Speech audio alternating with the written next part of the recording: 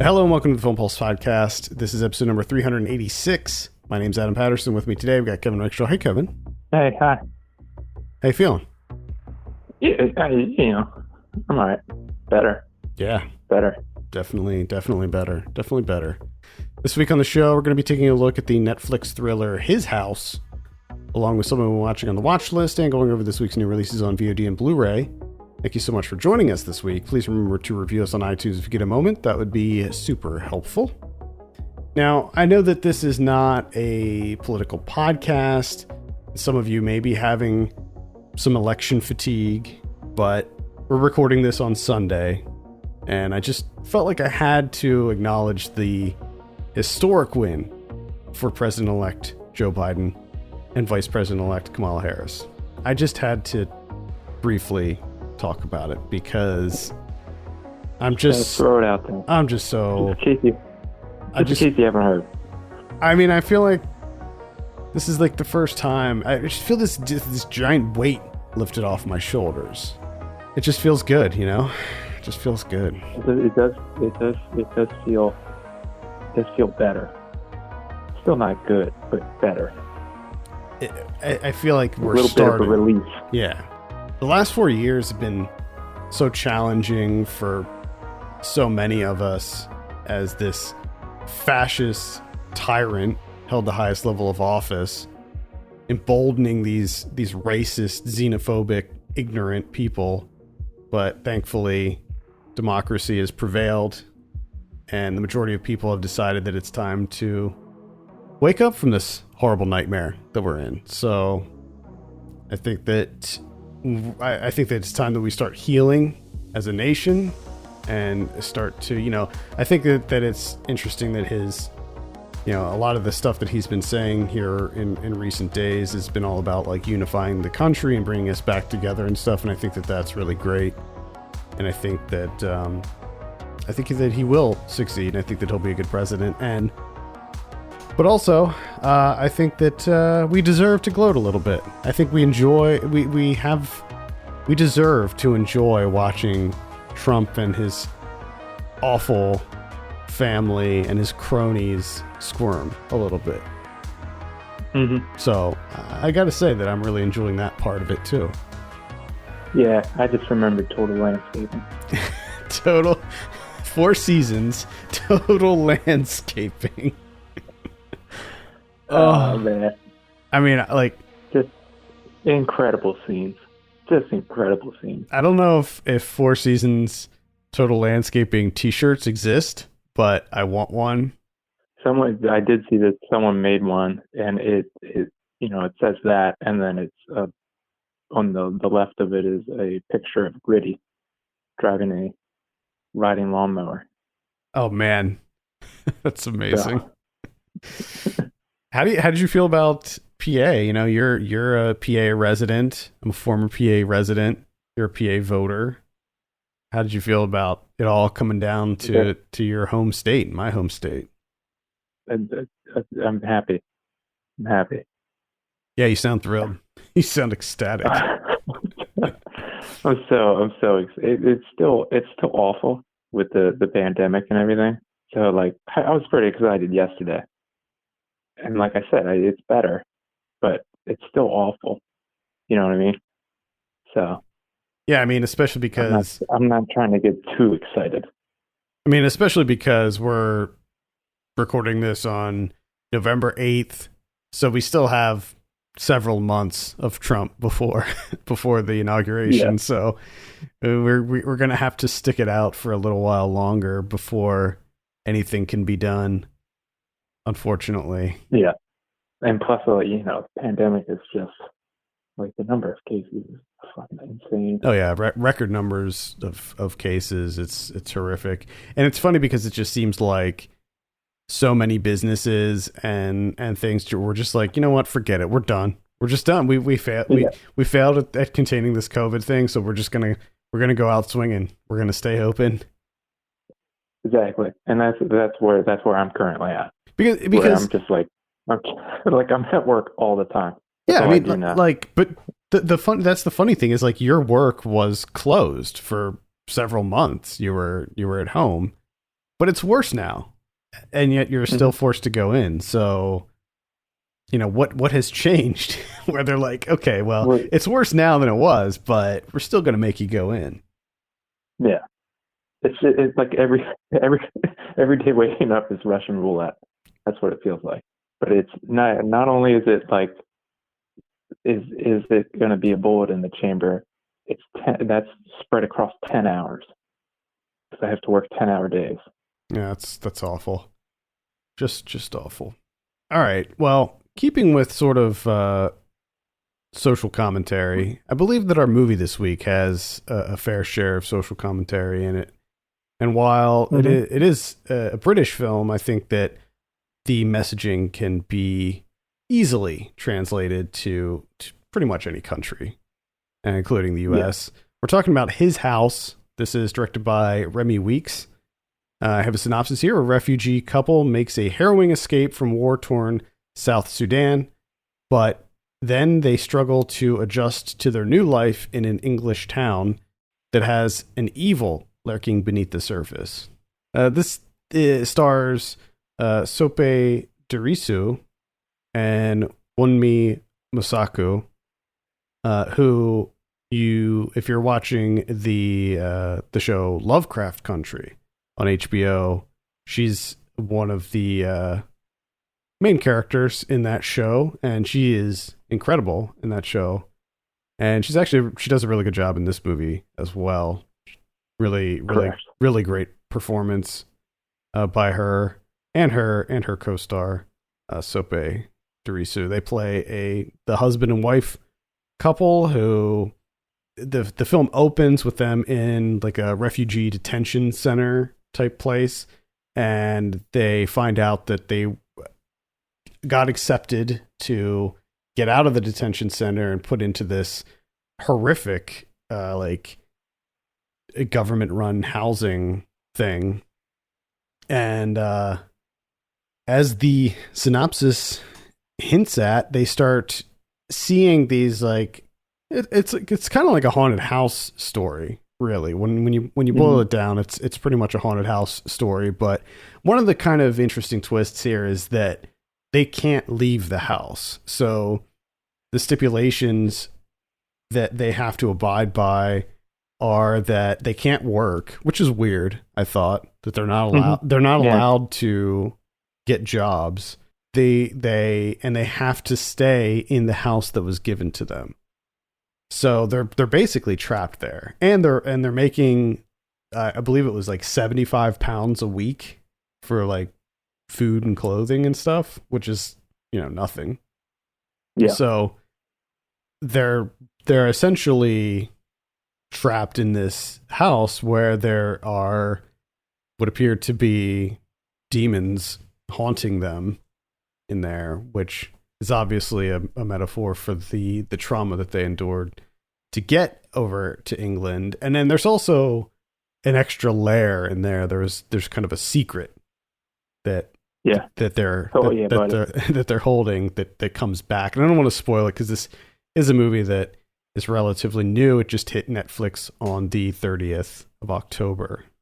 So, Kevin, what were your initial impressions of His House?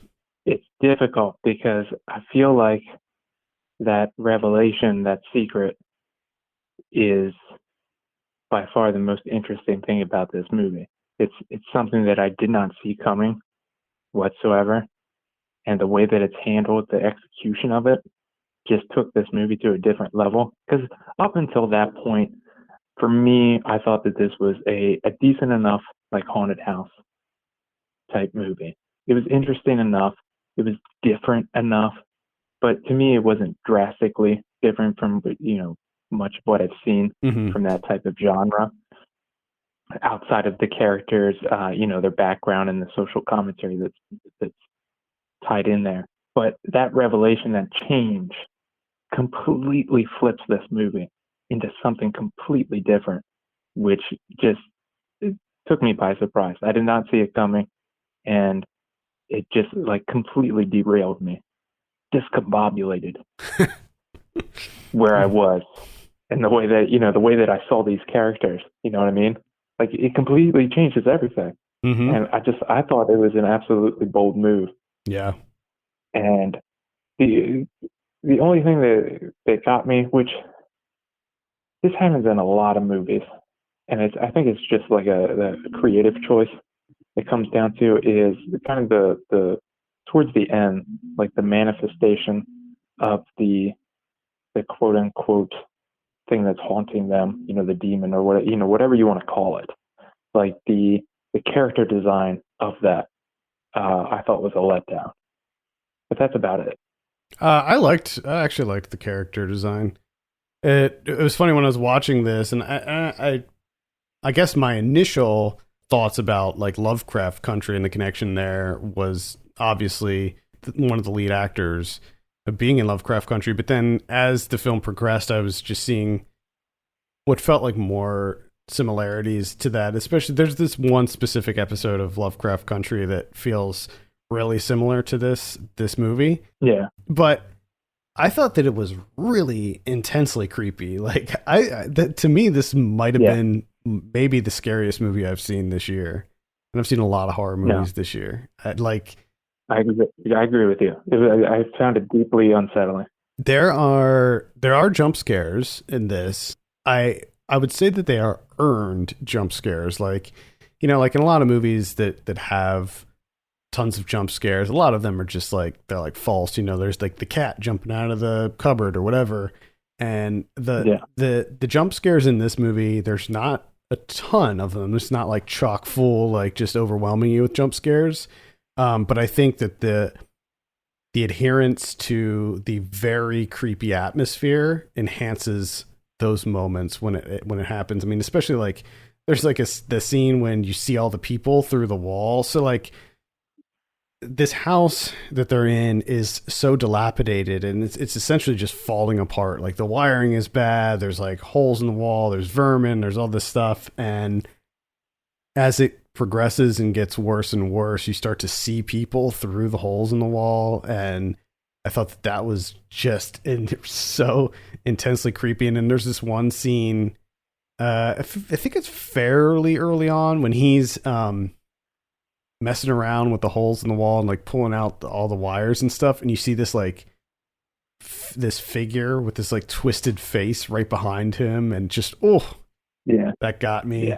There's a lot of really good moments of terror in this that are punctuated with very real fears, like real life horror that these two people are being forced to endure, living in squalor because they were going to get killed. The village that they were in, there was like this civil war happening and their family members were killed. And so they're trying to escape this and, just survive. And they're put in this situation where they're at the whim of these government workers, one of whom is played by Matt Smith, and they're just such awful shitbags that I think that it adds to the kind of tension of the whole movie. Yeah, and I think that's a good part of it too. Is that as much as this house that they're giving is dilapidated and in disrepair, like early on, they do a really good job of sprucing the place up. Like he jumps straight into it, tearing the wallpaper off, getting the door fixed, and like you can see that, if given to the right person, it can be revitalized. And there's this kind of hope where they're like, they're starting to get their bearings. They're starting to go out more into the community, and the good things are happening to them, and you're rooting for them. And then it all just kind of slowly starts to just degrade and kind of rots away. They don't even have really electricity in this house. Like they're put in this house and the lights don't even work. Now, yeah, and you can't have candles. No candles. Yeah, they're not allowed to have any candles, but then the lights don't work. I'm wondering what the bathroom situation was in this house, because I don't think they ever showed the bathroom, but I bet it was. No, I bet it's awful. I bet it was really bad. It's terrible. I'd like to think, now I could be wrong, I could be very naive, but I'd like to think the real houses, like the real government housing that's given to refugees, is a little bit better than this. I'd like to think that. I You can go ahead and think that, but I have a feeling that they're not. I mean, this wouldn't even this house wasn't even up to code. Like it, of course, things could be different over in the UK. Tons of houses are not up to code. Yeah, it's true. Pretty pretty much any house built before like the 80s is probably not up to code. And I've seen my fair share of like kind of scummy apartment complexes too. Yeah, and that's with people, landlords that don't care. This is the government that's just like, we don't really want you here anyways. We're not going to do anything. Right. They're going to just do the bare minimum so they don't have any blood on their hands, but they're not actually going to set these people up for success. It almost seems like when governments deal with refugee situations that they don't, of course they don't really care. They don't want these people to thrive, but it's so funny because it goes against everything that they should be doing, because why wouldn't you want to set these people up for success in your country to, help contribute to society and to generate revenue and all of that? Yeah. No, you set them up to fail and then you can blame them. Yeah, it's awful. It's really disheartening. Back to the movie though, I do want to say that a couple of things that got me. One is that this being a first film, a debut, which it doesn't feel like at all. No, not at all. To me, this feels like someone that's been around for a long time. I was also kind of surprised and really welcomed maybe not necessarily the flashback sequences, but some of the kind of like dreamlike sequences, like when they were out in the ocean and everything, when it flashed back to that. Yeah, the kind of. There's this really amazing sequence where they're at the dinner table and the two of them are eating, and the camera just starts to pull back and you see that it's just him sitting at the dinner table, and it keeps pulling back and you see that all of a sudden like the wall's broken off and he's like out in the middle of the ocean sitting at this dinner table with in this like little chunk of the house. And that sequence just visually was really sort of arresting, that moment. So yeah, I completely agree. I think that a lot of the sort of dreamlike or like nightmare sequences looked really good. And then there's this scene when like all of these dead bodies are like coming up out of the ocean and grabbing at him and stuff. I thought all of that looked really pretty incredible. Yeah, I did. Yeah, I really appreciated all that stuff. That's why, when it started getting into that territory, and even some of the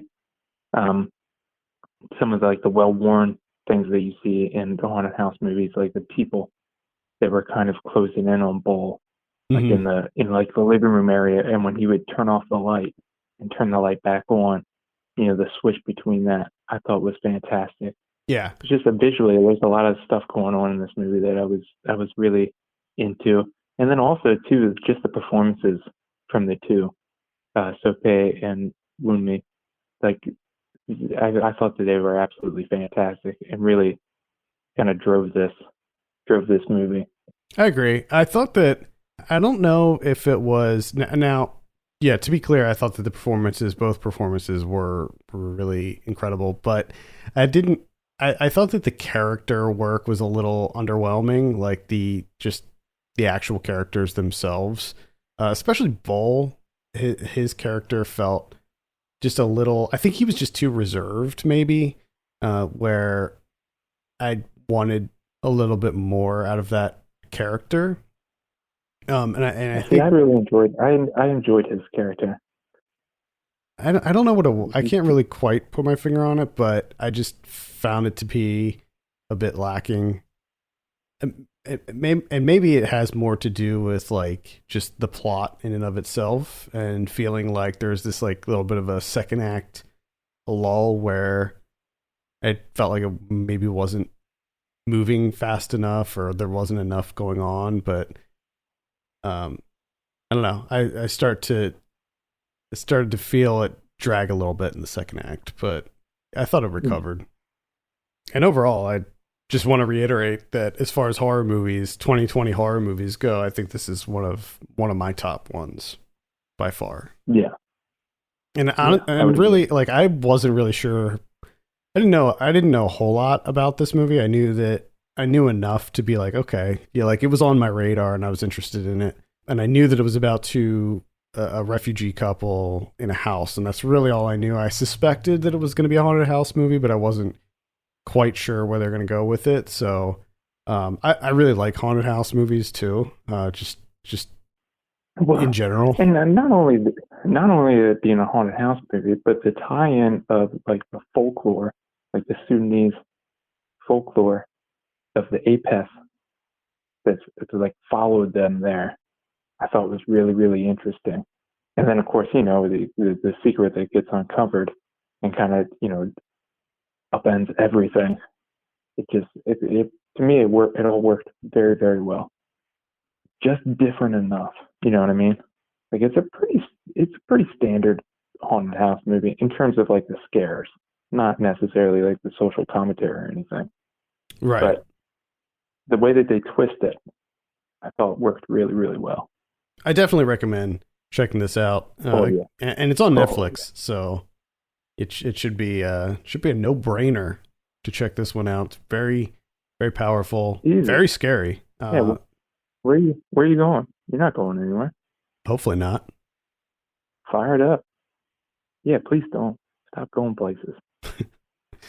All right, that's His House. Let's go ahead and give it a score. Kevin, what are you going to give it out of 10? This is a tough one. I think I'm like 7 or an 8. Maybe it's 7.5, I guess. I'll split the difference. I'm at like a 7.5 on this one too. 7.5. Somewhere around there. Yeah. Really, really solid. All right, let's talk about some of what we've been watching. I guess I'll kick it off this week. I saw a while ago. We didn't do a watch list last week because of the Halloween special, so I don't have that much to go over anyway. I saw Borat subsequent movie film. This is on Amazon Prime, so if you haven't checked this out yet, it is available on Amazon Prime. It's directed by Jason Walliner. And I mean, if you're familiar with Borat, if you saw the first Borat and you liked it and you thought it was funny, then give this one a look because it's really funny. It's the chock full of that social satire, and it's very relevant because a lot of it deals with Trump and a lot of it deals with the election and COVID. I was actually kind of surprised at how quickly they were able to turn this around because a good deal of it takes place during COVID. And there's this one scene when he ends up staying with these guys who live in this cabin, and they're all like COVID deniers and they're like big Trumper people, and he like becomes friends with them. It was kind of hard. Like in the first one, it was really easy to sort of tell the scripted moments compared to the real life hidden camera style stuff. In this one, it was a little bit more. The lines were a little bit more blurred. I think a lot of it felt like the people who we were supposed to be laughing at were kind of in on the joke. Like there were just too many things in this where you're just like, there's no way this person doesn't know that this is a bit, right? Like they go. Yeah. I mean, the plot line here is that Kazakhstan sends Borat back to America in order to present a gift to the president, but it turns out that Borat's daughter, the gift was a monkey, and it turns out that Borat's daughter sneaks into the monkey's crate and gets shipped over to America with the monkey, and she eats the monkey on the way. And they change their plan to present the daughter to Mike Pence, and he's gonna gift the daughter to Mike Pence. And Mm-hmm. so it's like this kind of road trip thing where they're trying to get to Mike Pence so that he can present his daughter to her to be his new wife. And she's like 15. Mm-hmm. So, and, of course, that ends up leading to the infamous thing that everyone's talking about with Giuliani, where she interviews Borat's daughter, interviews. I should mention that she's played by Maria Bakalova. She interviews Giuliani, and then there's the whole like masturbation thing that happens, which I gotta say, like, I don't like Rudy Giuliani. I think he's a awful person. I think he's a freaking monster, but I don't think he was masturbating in that scene. Like, when you see it, it looks like he's tucking. It does look like he's tucking his shirt in. He does it in a weird way. Really. He does it in a weird way, but he was talking because she starts like seducing him, and she's playing a 15-year-old girl, and she's like pulling. She pulls his shirt out, like she undoes his shirt, and then he's sitting on the bed, and he lays down on the bed and tucks the shirt in. So it was inappropriate. He shouldn't have let it go that far, and he's an idiot for not knowing or not picking up on the fact that it's a bit. And he was like touching her really inappropriately the whole time. So I'm not giving him a pass on any of this, but when it comes to the jerking off thing, I don't think that's what he was doing. Gotcha. At any rate, it is really funny, and I do recommend checking it out. Again, it's on Amazon Prime, so you can give it a look. All right. I have one from Amazon Prime as well, and that's Asylum from 1972, directed by Roy Ward Baker.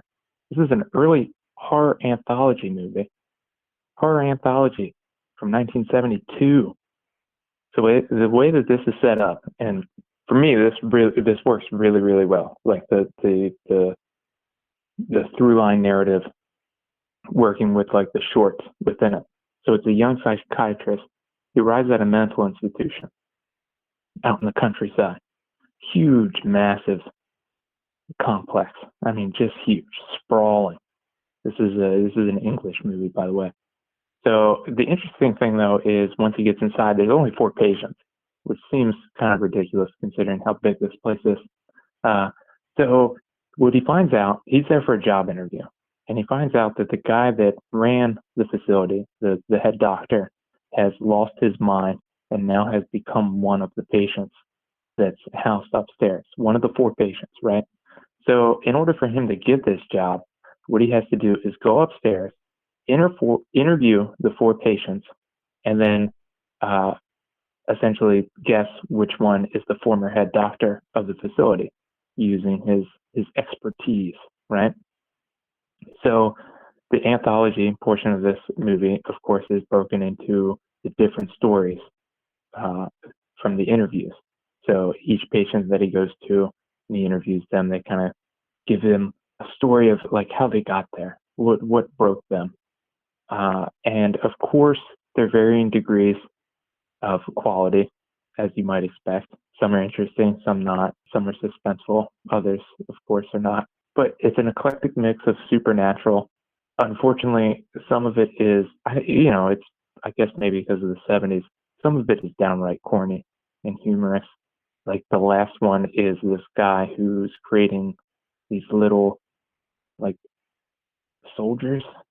They're like little automatons, and they're just really silly looking, and they move really, really slowly. So there's this long sequence of one of them leaving the room and getting downstairs to the staff.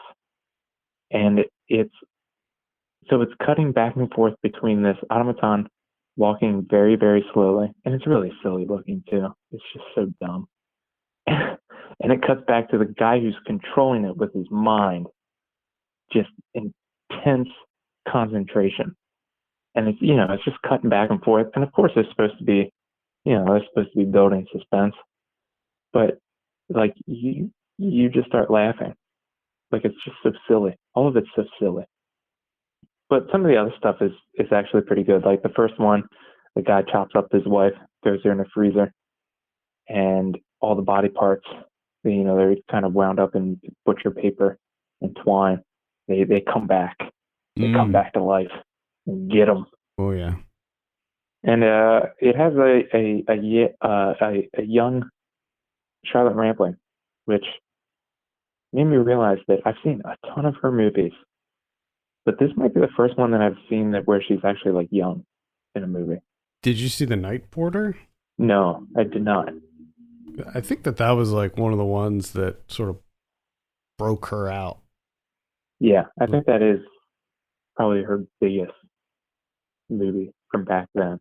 When did this? When did this one come out again? This is 1972. She plays one of the patients. So she has a little story in there. Got it. All right. It's decent. It is. Decent. Seems like a decent little horror anthology. I saw the ending. Sorry, go ahead. I was just going to say that I enjoyed the ending. I was kind of surprised by the ending, how they finished it up. They wrapped it up. Very nice. I saw Spiral. This is directed by Curtis David Harder. This is on Shudder. This is a Shudder original. It's a movie about this. It takes place in 1995, I believe, mid-90s, and it involves a same-sex couple who move into this quaint little town in order to get out of the big city, get out of the stress, relax a little bit.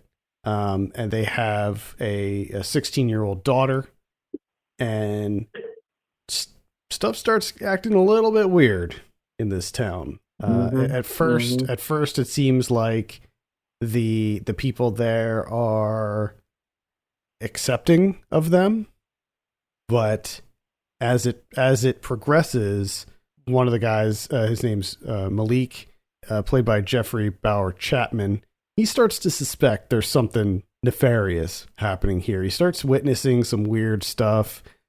He's like looking across the street one night at his neighbor's house, and he sees what appears to be some kind of ritual happening. And, lots of intrigue. Like, where's this going to go? Because it's sort of like this, almost like a mystery. And then, unfortunately, it sort of goes down that path of, is he crazy, or is what he's witnessing actually happening? And I just found it to be a bit of a bummer. Like, I was really, really into this movie all the way up maybe until the final act, when all the big like revelations started to drop. And, it turns out to be this pretty conventional, white suburban cult movie. And I felt like I wanted something a bit more out of it, because that buildup was so satisfying. Like the characters were good. Like there were a lot of really good characters. There were some really kind of creepy moments, because what happens is he starts to see evidence that these neighbors of his like may be immortal, because he starts finding like really, really old photographs of them, and they haven't aged at all. So there's just a lot of, and then there's like other sort of like these creepy like spiral symbols that start showing up everywhere and stuff. But I hate movies. I don't hate movies, but I dislike the trope of, is the main character crazy? Is it all in his head? Yeah. Or is there something really happening here? No, that shit's annoying. That shit's really disappointing. And the thing that makes it more frustrating is that nobody believes him at all. Like, his stepdaughter doesn't believe him. His husband doesn't believe him. Like, nobody is listening to him at all. And that's frustrating too, because to me, it presents sort of a catch-22 with the movie. So it's either he's crazy and I'm wasting my time with this movie, or he's sane and everyone around him isn't listening to him or believing anything that he's saying, and it's just as frustrating. Yeah. So unfortunately, I can't really recommend Spiral, although I think that the setup is quite good. Okay. All right. I can recommend a mystery movie, and it's available on Hulu, and that is Disappearance at Clifton Hill from 2019, directed by Albert Shin. This is a Canadian film taking place in and around Niagara Falls. So it's starring Tuppence Middleton and Hannah Gross as sisters.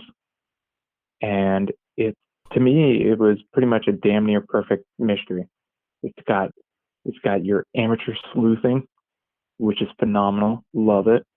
And there's a little bit of a twist here because the central character, the one doing the sleuthing, is played by Middleton, and her character is extremely untrustworthy, is what you find out throughout the movie. Like it keeps, giving you more and more of her background, which is that she has a very, very large problem with lying.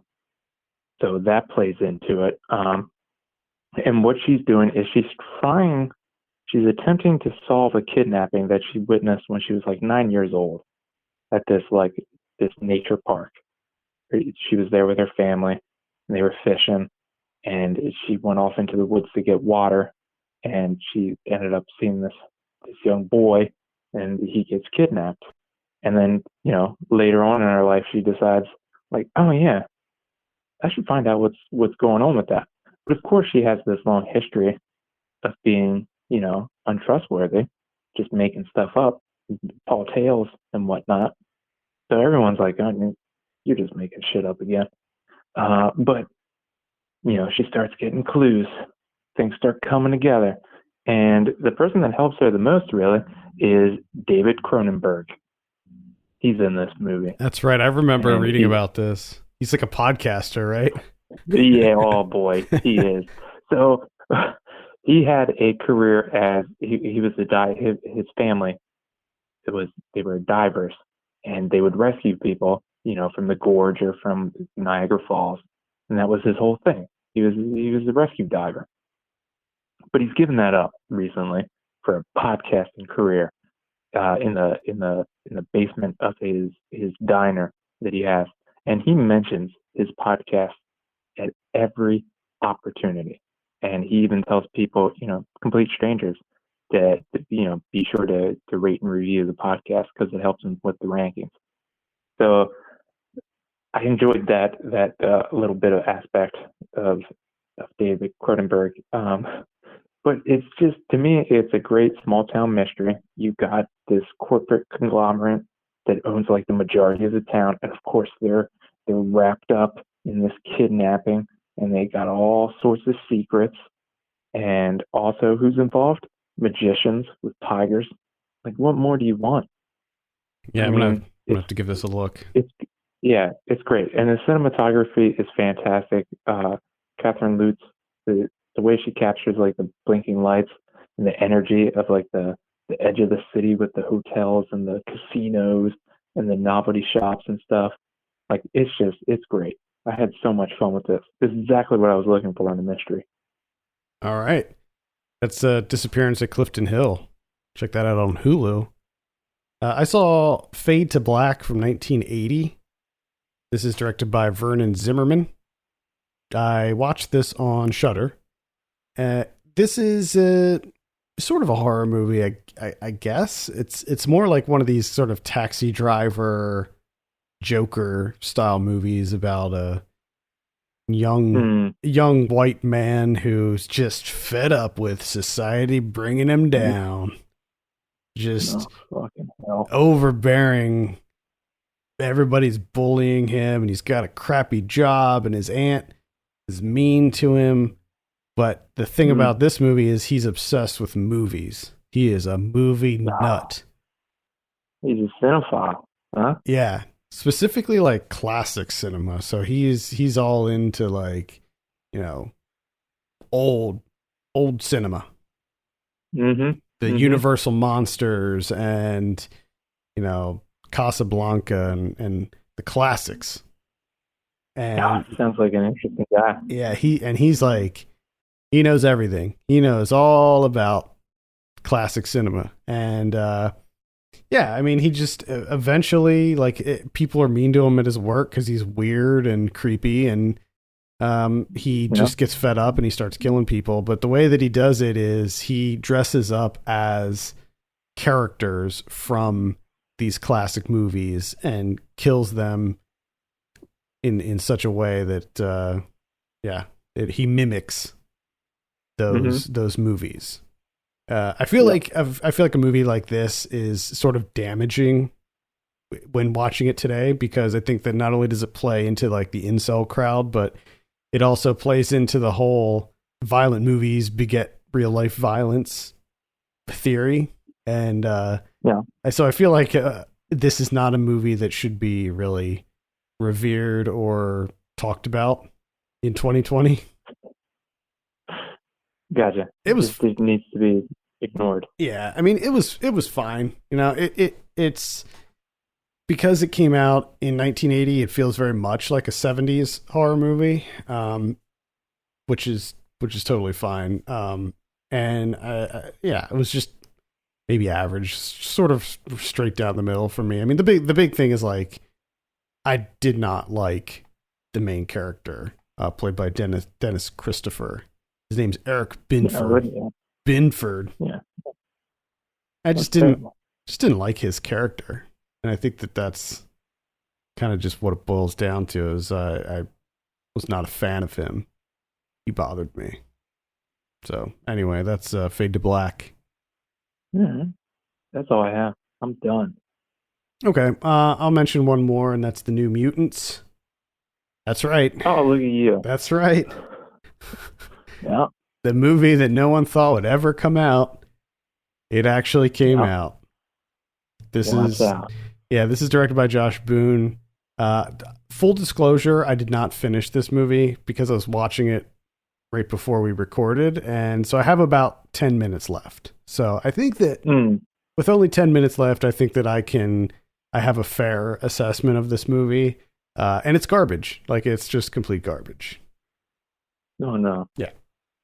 You know, when this movie was first announced, and when the first trailer dropped, and it looked like it was going to be a horror movie, and they were saying it was a horror movie. They're like, oh, it's a horror movie, but it's set in the X-Men universe, and it's about these, young mutants that have powers that are, like, stuck in this crazy hospital, and there's something that's going after them. And it's sort of like that, but it is not. It's not really a horror movie. It's not. It's pretty much. It feels like a CW show. Like, that's what it feels like. The writing is horrible. It's sad because there's some really good actors in this movie, but they're not given anything to work with. And I feel like Josh Boone. Now, it's entirely possible. Like, I had heard that there was all kinds of like reshoots done with this, and like lots of editing and all that stuff. Maybe at some point there was a good story here and a good movie here, but as it stands now, this movie is just, it's not good. There's way too much teen drama in it to take it seriously. But not only that, the teen drama that unfolds happens like way too quickly. Like, the two main characters develop a relationship with each other, but it feels like it's so haphazardly thrown in there. It almost feels like that wasn't even in the original script, and that they just threw it in for the hell of it. I'm not sure why it's even there. It's just, there's some cool sequences. There's some cool powers being utilized, but none of it works on any level because the characters are so bland, and none of them are given quite enough time to actually develop them. I mean, they give each character a backstory, but it's not quite enough to develop any kind of attachment to these people. And like, it's absurd. Like, the story is absurd. Like, so you have a cast of 5 main characters. They're the only people in this hospital. Like, they're the only ones. There's no one else. So it's the 5 of them and 1 doctor, and that's it. Like, there's no orderlies, there's no other patients or anything like that. It's just this 6 people in this whole movie. And it's just that in and of itself feels really weird. And The dialogue is stilted. It's just none of it really works. Again, maybe at some point this was, a really cool horror movie, Yeah. X-Men horror movie, but the final product is absolutely not that, which is really disappointing because I think that I think they definitely had something here that for whatever reason, studio intervention or whatever, just like, I don't know if Disney, because I know that this movie was shot before the Disney, not merger, but acquisition of Fox. So I don't know if Disney had a hand in like re-editing it or I don't know what, but it's just not good. Well, I think also considering the fact that I think he's been waiting for like 8 years. Did you see this?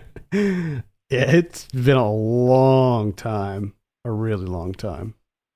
Yeah, that's unfortunate. Yeah. Sorry that didn't work out for you. Well, I when it hit theaters, when they made the decision to release it in theaters, despite the pandemic, like I kind of knew, like I was like, oh yeah, this is not gonna. I can already tell that this is not going to be very good. Which is such an awful, evil move. Because, like, especially if you knew that it wasn't a good movie, like, yeah, I had the same sentiment about. Really want to. Yeah, I had the same sentiment about Tenet. Like, I didn't think that they should have released Tenet in theaters, and it didn't do well at all. Oh no, made no money at all, and then it didn't even. I don't even think it got released in New York and L.A. because all the theaters were closed in those two major markets, and then now it's coming out on VOD like December 13th or something, so we'll finally get to see it.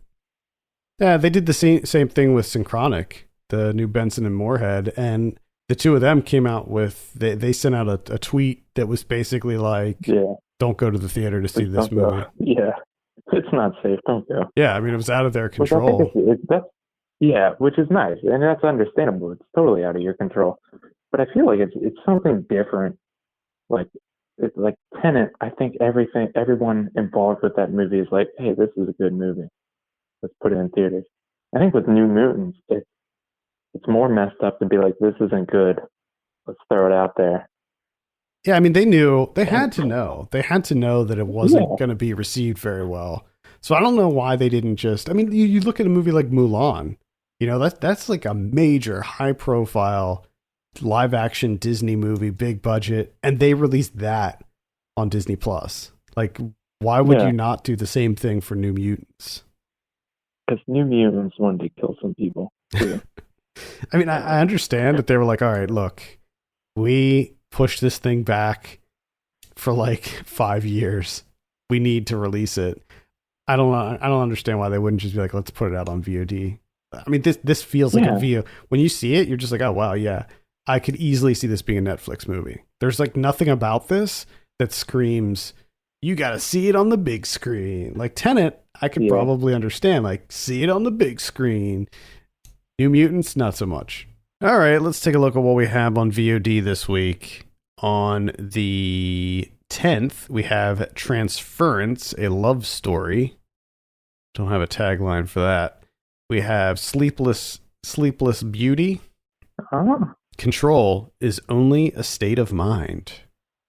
Mm-hmm. Sure is. We got Where She Lies. That is a documentary, I believe.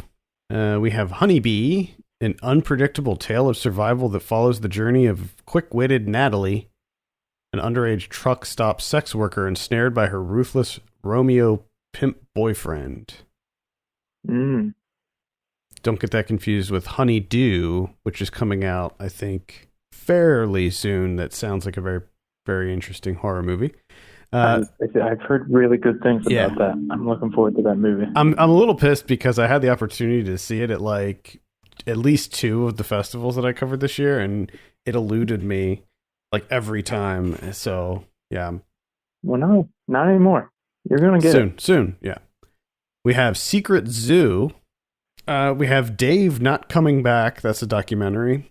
This actually sounds kind of interesting. It's about 2 scuba divers who they broke the world record diving depth for this Oh. this cave in South Africa, and when they went down there, they found a dead body, and they decided my God. that they're going to go back down to recover the dead body, and one of them doesn't make it. Dave does not come back. Oh, no, it's 2 dead bodies. Yeah, it says it would. Can't leave well enough alone. It says it would take them 15 minutes to reach the bottom, but 12 hours to surface. Jesus, why? I don't know. I have to watch the documentary to find out. It looks like it has a really strange tone to it. Like, it seems like it would be a really serious, kind of heart-wrenching story about this guy who died, trying to dive down and recover this body, but it seems like there's a lot more to it than that. No. And just the title, Dave Not Coming Back, is, I don't know. I think I'll give it a look, though.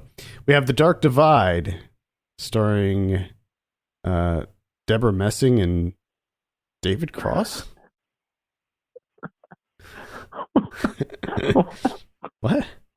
It just sounds like you just made that up. You just fucking made that up. You're on some website. The tagline of this one is "Get lost, find yourself." And the poster's like a butterfly with some mountains in it and a forest. Oh boy, that sounds awful.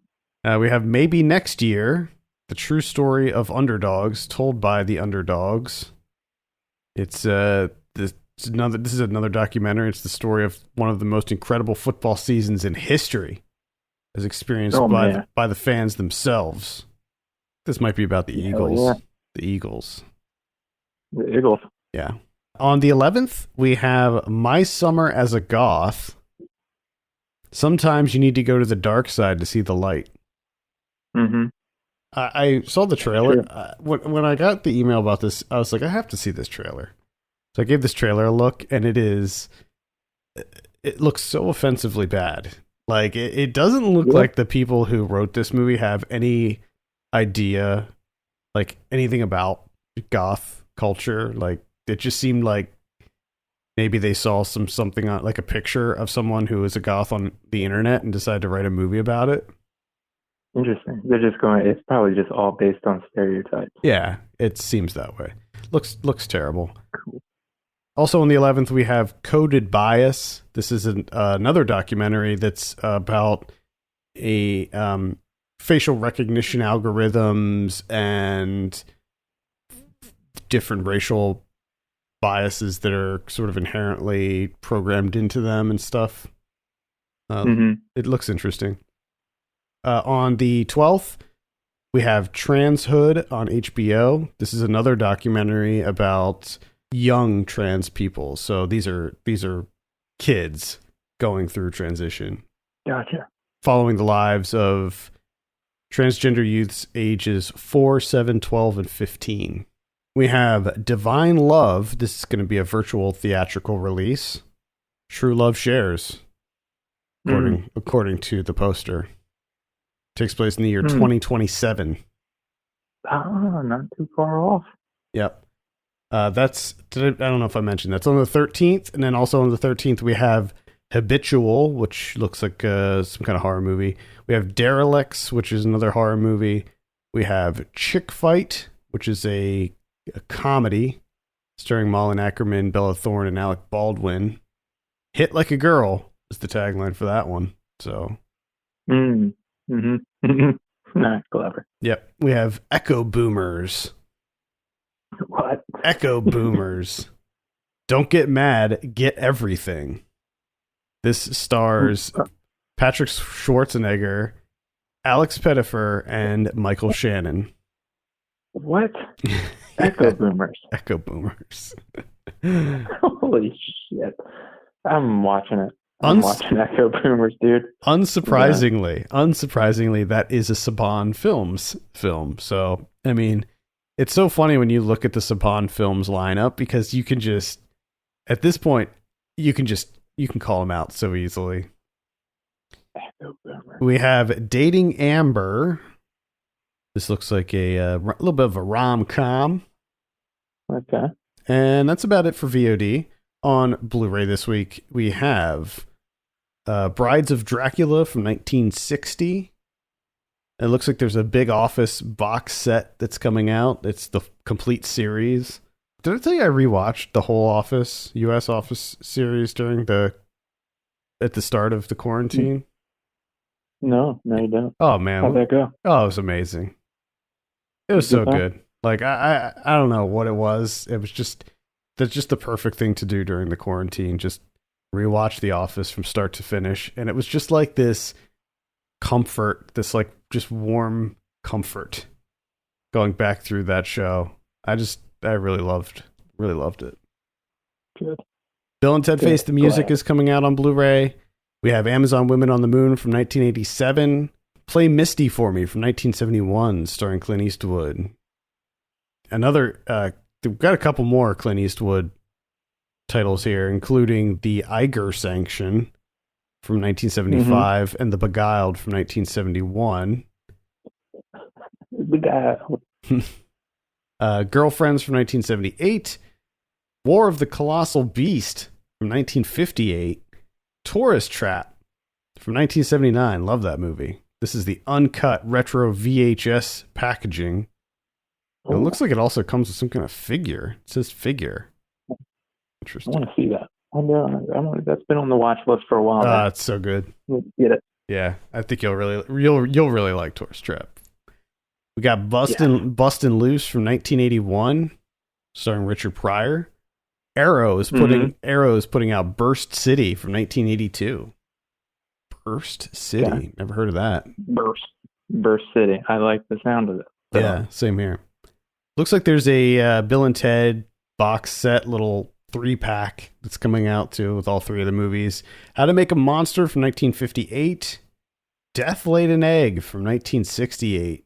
Looks like there's some kind of Herschel Gordon Lewis box set that's coming out.